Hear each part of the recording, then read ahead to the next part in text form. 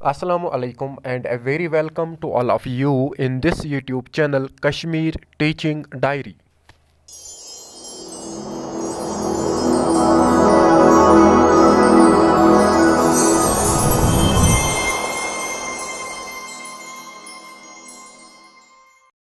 हमारा जो आज का टॉपिक है इसमें हमने पढ़ना है कि अंडर द डोगरा रूल कौन से वो स्टेप्स लिए गई जिन स्टेप्स के बाद जम्मू एंड कश्मीर में जो एजुकेशनल एंड अपलिफ्टमेंट हुई, फीमेल एजुकेशन को इम्प्रूवमेंट हुई और मोस्ट इम्पॉर्टेंटली वुमेन एम्पावरमेंट हुई। और जो जम्मू एंड कश्मीर में हमारी जो पॉपुलेशन थी जो डिफरेंट हार्डशिप्स फेस कर रही थी, उन हार्डशिप्स को दूर करने के लिए क्या किया गया एंड मोस्ट इम्पॉर्टेंटली जो लैंड रिफॉर्म सिस्टम लाया गया उससे लोगों को किस तरह से फ़ायदा मिल रहा है। तो ये कुछ हम समझेंगे आज के इस लेक्चर में। तो आइए हम स्टार्ट करते हैं। तो पहला हमारा जो कंटेंट है that is education for all. Education को आम करने के लिए डोगरा रिजीम ने कौन से कदम उठाई थी। तो पहले हमें पता है कि महाराजा रणबीर सिंह ही himself was a Persian scholar. वो पर्शियन स्कॉलर था, फारसी का स्कॉलर था और वो इनक्रेज करता था कि रिलीजियस एजुकेशन जो है ये इम्पार्ट होनी चाहिए, ये लोगों तक पहुँचनी चाहिए क्लासिकल लैंग्वेजेस में, मोस्ट इंपॉर्टेंटली पर्शियन लैंग्वेज में, अरबिक लैंग्वेज में एंड संस्कृत लैंग्वेज में। उसके बाद जो डोगरा रूल था इसने कोशिश की डिफरेंट लैंग्वेजेस को और डिफरेंट स्क्रिप्ट्स को इनकरेज करने की। और मोस्ट इंपॉर्टेंट जो महाराजा की एक कोशिश थी, एक लगन थी कि एजुकेशन जो है और जो नॉलेज है वो हर एक इंसान तक पहुंचे। इसका रिजल्ट ये निकलता है कि पहला रणबीर प्रेस ये जम्मू एंड कश्मीर में यहाँ पर इस्टेब्लिश किया जाता है 1882 में। यहाँ पर हमने ये याद रखना है कि जम्मू एंड कश्मीर में जो पहला प्रेस बनाया जाता है रणबीर प्रेस के नाम से बनाया जाता है वो 1882 में बनाया जाता है और महाराजा रणबीर सिंह के रीन में बनाया जाता है।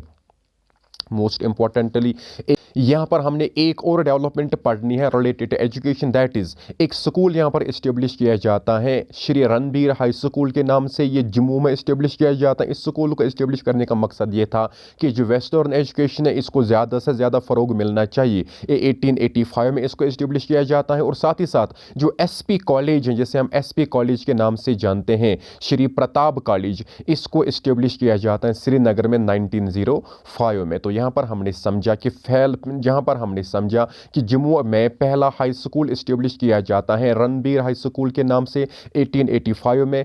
और श्रीनगर में पहला जो कॉलेज होता है SP कॉलेज के नाम से, जैसे श्री प्रताप कॉलेज के नाम से भी जानते हैं, श्रीनगर में इस्टेब्लिश किया जाता है 1905 में।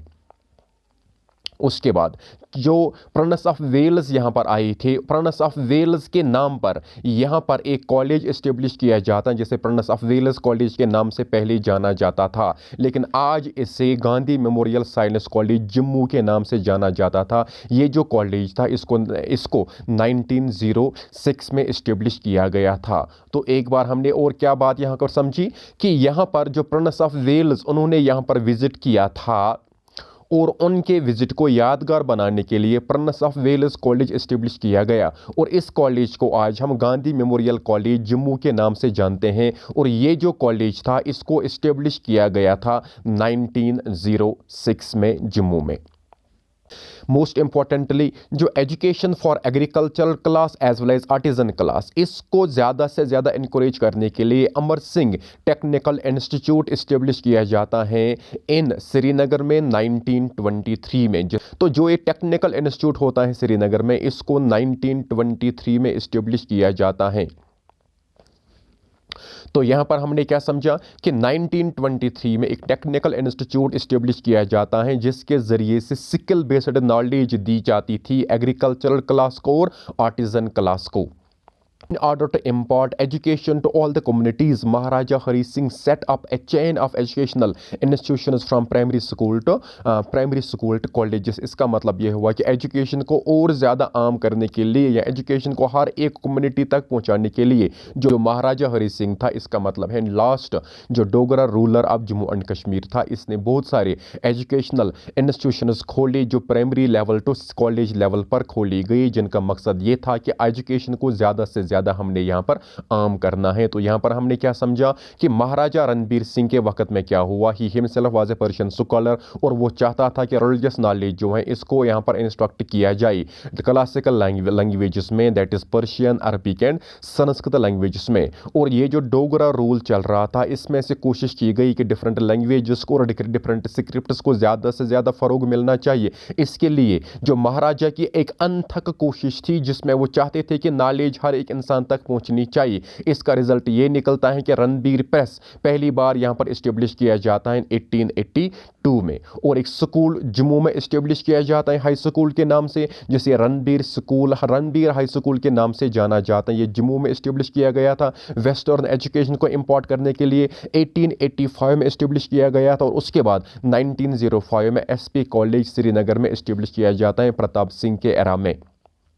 मोस्ट इम्पॉर्टेंटली जब प्रिंस ऑफ वेल्स यहाँ पर आए थे और उनकी याद को यादगार बनाने के लिए Prince of Wales college establish किया जाता है जम्मू में, और जिसे आज हम गांधी मेमोरियल कॉलेज जम्मू के नाम से जानते हैं, इसको 1906 में इस्टेब्लिश किया गया था ओरिजिनली। तो एजुकेशन को आम करने के लिए, most important skill based education को देने के लिए, आर्टिजन क्लास को एग्रीकल्चरल नॉलेज प्रोवाइड करने के लिए Amar Singh technical institute establish किया जाता है श्रीनगर में 1923 में, मोस्ट इंपॉर्टेंटली। और उसके बाद हर एक कोशिश की गई कि एजुकेशन की फैसिलिटी हर एक इंसान तक पहुंचनी चाहिए, हर एक कम्युनिटी तक पहुंचनी चाहिए। इसलिए महाराजा जो हरि सिंह था, last Maharaja Jammu and Kashmir, उसने हर एक कोशिश की स्कूल्स को इस्टेब्लिश करना, चाहे वो प्राइमरी स्कूल्स हो या कॉलेजेस हो।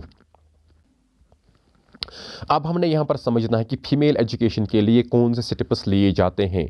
तो फीमेल एजुकेशन के लिए मोस्ट इंपॉर्टेंटली जो गुरमत कन्या पाठशाला, ये फर्स्ट गर्ल स्कूल कहलाता है जो जम्मू रीजन में इस्टेब्लिश किया गया। मोस्ट इंपॉर्टेंटली जो महारानी तारा देवी महिला कॉलेज, जैसे आज हम गवर्नमेंट कॉलेज फॉर वुमेन के नाम से जानते हैं, और इसको इस्टेब्लिश किया गया जो महिला एजुकेशनल सोसाइटी यहाँ पर थी, इनके एफर्ट से जून 1944 में, जिस महिला एजुकेशनल सोसाइटी ने हर एक अनथक कोशिश की कि फीमेल एजुकेशन ज़्यादा से ज़्यादा आम होनी चाहिए। तो यहाँ पर हमने क्या समझा कि गुरमत कन्या पाठशाला जम्मू का पहला हाई स्कूल, जम्मू का पहला गर्ल स्कूल कहलाता है, और महारानी तारा देवी महिला कॉलेज जो है ये भी एक एजुकेशनल इंस्टीट्यूशन है जो गर्ल्स के लिए खोला गया, और जिसको आज हम government college for women parade ground के नाम से जानते हैं। और ये किन के एफर्ट से हुआ, जो महिला एजुकेशनल सोसाइटी 1944 जो महिला एजुकेशनल सोसाइटी थी, इनके एफर्ट से ही ये कॉलेज खोला जाता है जून 1944 में, जिसने एक अनथक कोशिश की है कि फीमेल एजुकेशन ज़्यादा से ज़्यादा आम होनी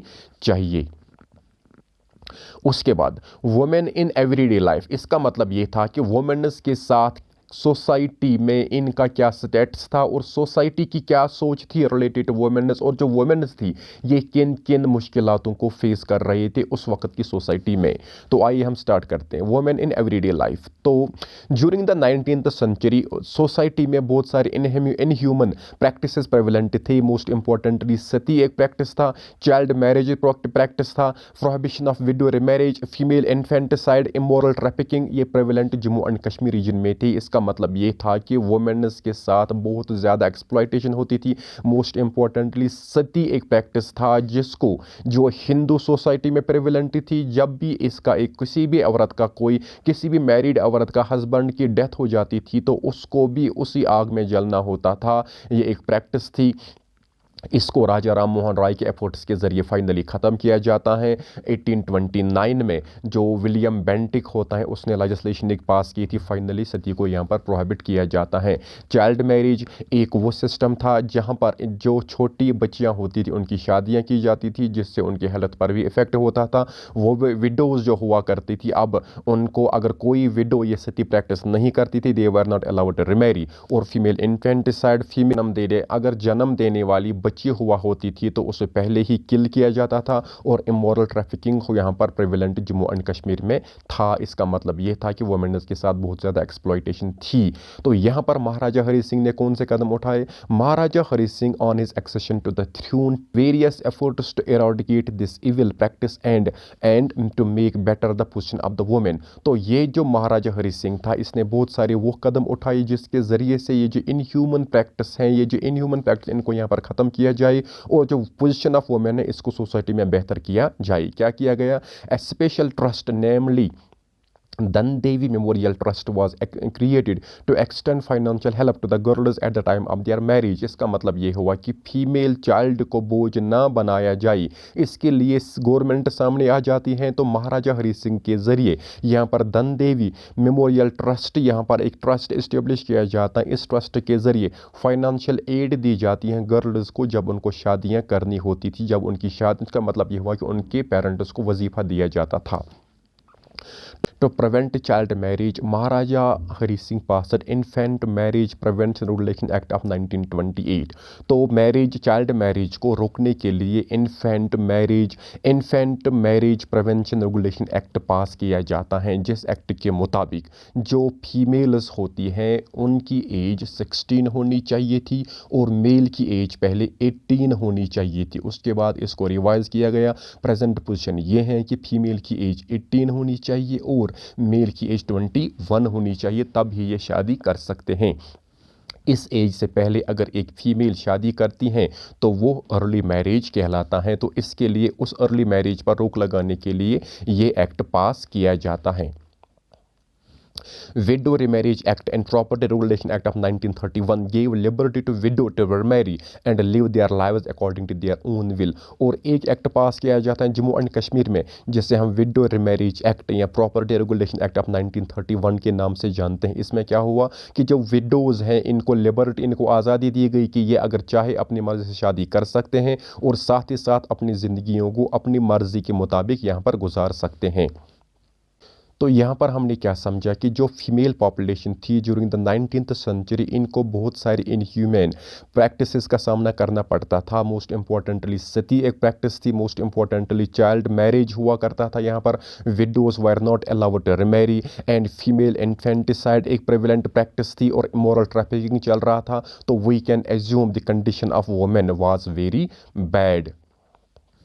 फाइनली जब महाराजा हरि सिंह तख्त पर बैठते हैं तो उन्होंने हर एक कोशिश की, हर एक वो मेजर पास किया जिसके ज़रिए से जो पोजीशन ऑफ वुमेन है इसको बेहतर किया जाए। इसकी बिना पर एक ट्रस्ट खोला जाता है जो धन देवी मेमोरियल ट्रस्ट के नाम से जाना जाता है। इसके ज़रिए फाइनेंशियल हेल्प दिया जाता है गर्ल्स को at the time of their marriage. साथ ही साथ चाइल्ड मैरिज को प्रिवेंट करने के लिए महाराजा के ज़रिए infant marriage prevention regulation act of 1928 पास किया जाता है, जिस एक्ट के ज़रिए जो 16 से बिलो वो फीमेल्स होती थी, जो 16 से बिलो गर्ल्स होती थी, उनकी शादियां अर्ली मैरिज के नाम से दर्ज की जाती थी। फाइनली उनके पेरेंट्स को वहाँ पर पनिशमेंट मिलती थी अगर उनकी वो शादियाँ उनके बचपन में करते थे। विडो रिमैरिज एक्ट पास किया गया जिसके ज़रिए से जो विडोज़ हैं इनको अलो किया गया कि आप मैरी कर सकते हो और फाइनली अपनी ज़िंदगी अपनी मर्ज़ी के मुताबिक जी सकते हो। तो यहाँ पर एक और हमारा टॉपिक है, that is Jammu and Kashmir की सोसाइटी बहुत तरह से दो चार थी, बहुत सारे हार्डशिप्स को फेस कर रही थी। उन सारे हार्डशिप्स में हमने यहाँ पर पढ़ना है कि महाराजा रजीम ने या डोगरा रजीम ने कौन से वो कदम उठाए ताकि लोगों को इन सभी मुश्किलात से दूर निकाला जाए। From hunger and hardship to reform, the land was mostly owned by the Maharaja और the land owners, जिन्हें हम चकदार के नाम से जानते हैं, जिन्हें हम जागीरदार के नाम से जानते हैं। A large majority of the rural population was landless and lived in abject severe poverty। तो यहाँ की जो मोस्ट पॉपुलेशन थी उनके पास अपनी ज़मीनें नहीं थी। तो फाइनली हम ये कहते थे कि वो extreme poor class of society में रहा करते थी। और इसके बाद दे हैड टू पे such high taxes that hunger and starvation became more और लेस ए रेगुलर अफेयर। और उसके बाद जब उनके पास अपनी ज़मीनें होती ही नहीं थी और उसके बाद भी उनसे बहुत ज़्यादा टैक्स एक्सट्रैक्ट किया जाता था, जिसकी बिना पर वो फाका कशी से मजबूर होते थे और कभी कभी उन्हें उनकी डेथ भी हो जाती थी। द शाहकारी system and the forced labor beggar was the most common cause of exploitation of the common masses and remained the pronounced feature of this region। यहाँ पर सिस्टम चल रहा था, फोर्स्ड लेबर चल रहा था, बेगार सिस्टम चल रहा था, जिसमें से लोगों से काम लिया जाता था लेकिन उनको उनके हिसाब से वेजेस नहीं दिए जाते थे। और फाइनली ये यहाँ की एक आम बात थी कि बेगार सिस्टम जो था, फोर्स्ड लेबर जो था, ये यहाँ का एक आम उसूल था जिसके ज़रिए ज़रिए से यहाँ की सोसाइटी जो थी बहुत ज़्यादा परेशान थी, बहुत ज़्यादा मुश्किलात से दो चार थी। तो अब हमने पढ़ना है कि कौन से लैंड रिफॉर्म्स पास किए जाते हैं जिसके ज़रिए से जो ये लैंड लेस क्लास था इनके पास ज़मीनें आ जाती हैं और ये बनते हैं ओनर्स ऑफ द लैंड, जिस पर पहले इनके पास ओनरशिप राइट्स नहीं हुआ करती थी। तो यहाँ पर लैंड रिफॉर्म एक्ट पास किया जाता है। Reforms in the land revenue system.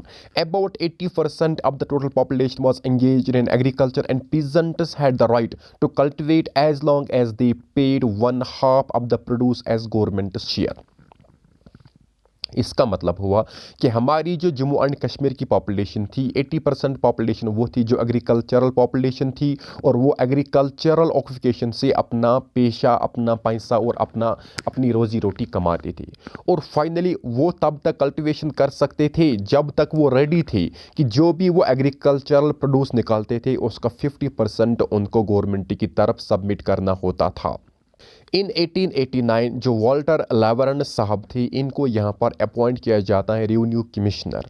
तो उसके बाद एक लैंड रिफॉर्म लाया जाता है वॉल्टर लेवरनस के ज़रिए, जिसे लोग आज भी याद करते हैं, क्योंकि लोगों की जो हार्डशिप थी, लोगों की जो मुश्किलातें थी, लोगों की जो हार्डशिप्स फेस कर रहे थे उसको इन वॉल्टर साहब ने दूर किया। तो आइए हम समझते हैं कि वॉल्टर साहब की क्या कंट्रीब्यूशन है जम्मू एंड कश्मीर में लैंड रिफॉर्म्स की। Important steps taken by the Sir Walter Leverance. The land revenue was reduced from half to 1/3. पहला स्टेप, पहले एग्रीकल्चरल क्लास जो होती थी इनके एग्रीकल्चरल एक्टिविटी से जो भी एग्रीकल्चरल प्रोड्यूस निकलता था उसका 1/2 इनको गवर्नमेंट की तरफ सबमिट करना होता था, लेकिन यहाँ पर वो 1/3 किया जाता है। इसका मतलब है 33% गवर्नमेंट की तरफ जाएगा, 66% अब इसके अपने पास रहेगा। The peasants were granted occupancy rights. इसका मतलब हुआ जो भी पीजेंट जिस भी एग्रीकल्चरल फील्ड पर अब कल्टीवेशन करता था, अगर ये फील्ड इसका खुद का नहीं होता था लेकिन अब इसको मिलेंगे ऑक्यूपेंसी राइट्स। इसका मतलब ये हुआ कि ये ज़मीन इसी की बनेगी, ये बनेगा ओनरशिप राइट्स इसका। The cooperative societies were set up which further helped in abolishing money lending system. बहुत सारी कोऑपरेटिव सोसाइटीज़ इस्टेब्लिश किए गए जो एडवांसेस प्रोवाइड करेंगी, जो लोन प्रोवाइड करेंगे, जो पैसा प्रोवाइड करेंगे एग्रीकल्चरल क्लास को, इन पीजेंट कम्युनिटी को, ताकि मनी लेंडर्स के जुल्म से ये बच जाए। During the reign of Maharaja Hari Singh, the passing of the Agricultural Relief Regulation Act of 1926 saved the cultivators from ruthless exploitation of the money lenders। इसका मतलब ये हुआ कि during the reign of Maharaja Hari Singh ने क्या किया काम कि एक एक्ट पास किया गया जिसका नाम है agricultural relief regulation act of 1926। इसके ज़रिए से जो मनी लेंडर्स का जुल्म हो रहा था कल्टिवेटर्स पर वो ख़त्म किया जाता है। तो यहाँ पर क्या किया गया है, land alienation regulation act of 1933 prevents peasants from getting deposit of their land, and the Land Improvement Act of 1936 aimed at advancing loans to agriculturalists। इसका मतलब हुआ land alienation regulation act of 1933 पास किया गया जिसके ज़रिए से जो भी पीजेंट जिस भी लैंड पर एग्रीकल्चरल एक्टिविटी करता था उसे निकाला नहीं जाएगा। और finally land improvement act of 1936 के ज़रिए लैंड को इम्प्रूव करने के लिए, लैंड को फर्टाइल करने के लिए, लैंड से ज़्यादा एग्रीकल्चर प्रोड्यूस गेन करने के लिए जो एग्रीकल्चरल क्लास है उनको दिए जाएंगे लोन, उनको पैसे दिए जाएंगे in the shape of loan. तो ये थी वाल्टर साहब की कंट्रीब्यूशन जो हमने यहाँ पर समझी। एक बार हम फिर कोशिश करते हैं इंपॉर्टेंट स्टेप्स क्या लिए थे सर वाल्टर लेवरन साहब ने। लैंड रेवेन्यू जो फिक्स था 1/2 इसको 1/3 किया गया। पीजेंट्स जो भी जिस भी एरिया पर कल्टिवेशन कर रहा था ये ज़मीन इसी की बनेगी, इसके पास ऑक्यूपेशन राइट्स आएगा। कोऑपरेटिव सोसाइटीज़ इस्टेब्लिश की गई ताकि लोगों को पैसा दिया जाएगा, पीजेंट्स को पैसा दिया जाएगा, मनी लैंडिंग सिस्टम ख़त्म किया जाएगा। महाराजा हरी सिंह के वक्त में agricultural relief regulation act of 1926 act पास किया गया, जिसके ज़रिए से कल्टिवेटर्स पर जो जुल्म चल रहा था मनी लेंडर्स का, वो ख़त्म किया गया। Land alienation act of regulation act of 1933 पास किया गया, जिसके ज़रिए से जो पीजेंट क्लास थे, जिस भी लैंड पर ये कल्टिवेशन करता था, अब इसे उस ज़मीन से निकाला नहीं जाएगा। Most importantly land improvement act of 1936 पास किया गया, जिसके ज़रिए से एग्रीकल्चरल क्लास को पैसे दिए जाएंगे in the shape of loan, so that ये अपने फील्ड को बेहतर बनाएंगे, फर्टाइल बनाएंगे, ज़्यादा से ज़्यादा प्रोड्यूस क्रिएट करेंगे, ज़्यादा से ज़्यादा प्रोड्यूस जनरेट करेंगे। और एक मसला यहाँ पर था, that is untouchability. Untouchability was also an inhuman practice mostly prevalent in the Hindu society. तो देखेंगे कि जम्मू एंड कश्मीर में ये अनटचेबिलिटी कहाँ पर थी और महाराजा के ज़रिए कौन से कदम लिए जाते हैं और महाराजा को कौन सा ताज इस पर पहनाया जाता है अनटचेबिलिटी को रिमूव करने के लिए। The widely prevalent menace of untouchability in Jammu region had made the lives of the Harijans miserable। तो जम्मू रीजन में ये अनटचेबिलिटी प्रेवलेंट थी, क्योंकि जम्मू रीजन में ही ज़्यादा हिंदू पॉपुलेशन थी। तो फाइनली हिंदू रिलीजन में ही, हिंदू कम्युनिटी में ही प्रैक्टिस ऑफ अनटचेबिलिटी प्रेवलेंट थी। तो फाइनली इसके ज़रिए से जो हरिजन कम्युनिटी, इन हिंदू कम्युनिटी में हरिजन क्लास था, इनकी ज़िंदगियाँ बहुत ज़्यादा अबतर बनी हुई थी। The lower caste were not allowed to share public place and their entry in the temples was also restricted or banned। जो lower caste society within the Hindu community थी, they were not allowed to have access to public life and most importantly इनकी temple entry भी banned थी। That means they were not allowed to enter into temples। तो महाराजा हरि सिंह क्या होता है, October 1932 में made a formal proclamation by throwing open the doors of state temples to Harijans for worship. तो महाराजा हरि सिंह अक्टूबर 1932 में एक प्रोक्लेमेशन पास करता है, जिस प्रोक्लेमेशन के मुताबिक जो भी स्टेट टेम्पल्स हैं उनको हरिजन्स के लिए ओपन रखा जाता है ताकि वो भी अपने मजहब की इबादत कर सके। इसका मतलब है कि कंसेप्ट ऑफ इक्वलिटी को यहाँ पर लाया जाता है, abolition of untouchability Jammu and Kashmir में किया जाता है। The decision of Maharaja Hari Singh brought him unprecedented credit of being the first ruler of India, the state in India to take such a revolutionary step even before Mahatma Gandhi। तो ये जो step महाराजा हरि सिंह के ज़रिए लिया गया, ये स्टेप माना जाता है कि पहली बार किसी वाराणसी स्टेट के महाराजा ने ये स्टेप लिया था। तो यही ताज पहनाया जाता है महाराजा हरि सिंह जी को कि इन्होंने महात्मा गांधी की सोच से पहले ही जम्मू एंड कश्मीर में जो ये प्रैक्टिस ऑफ अनटचेबिलिटी था इसको रिमूव किया और एक्सेस टू पब्लिक लाइफ यहाँ पर अलो किया गया इस अनटचेबल क्लास को, इस हरिजन क्लास को, जो हिंदू सोसाइटी में बहुत ज़्यादा मुश्किलात से दो चार थी। तो इस तरह से जम्मू एंड कश्मीर में पहली बार, या हम ये कहेंगे इंडिया में पहली बार या पहली स्टेट या पहला किंग, पहला रूलर जो होता है किसी भी प्रोविंशियल स्टेट का, वो महाराजा हरि सिंह होता है, जिसने अनटचेबिलिटी के इस इनह्यूमन प्रैक्टिस को यहाँ पर एबॉलिश किया। तो इंडिया में भी प्रेजेंटली जो अनटचेबिलिटी है वो एबॉलिश्ड है अंडर आर्टिकल 17। तो ये कुछ हमने समझा आज के इस लेक्चर में। होप कि आपको पूरा ये समझ आया होगा। इन केस आपको सही तरह से समझ नहीं आया, एक बात आप इसे फिर रिपीट करिए तो आपको इंशाल्लाह सही तरह से समझ आएगा। तो आगे हम पढ़ते हैं आगे वाले वीडियो लेक्चर्स में। Till then stay blessed, take care.